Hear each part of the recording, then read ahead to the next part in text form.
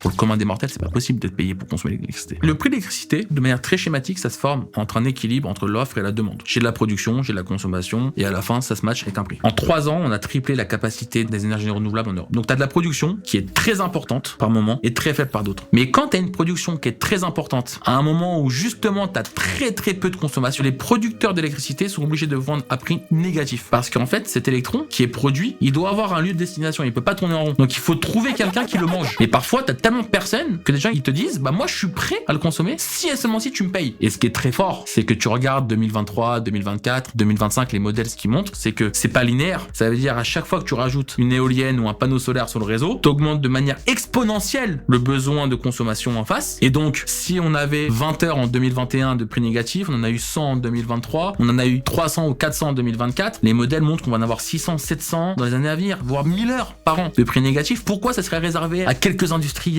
bien staffés, avec les bonnes personnes qui savent faire les bonnes manipulations? C'est pas normal.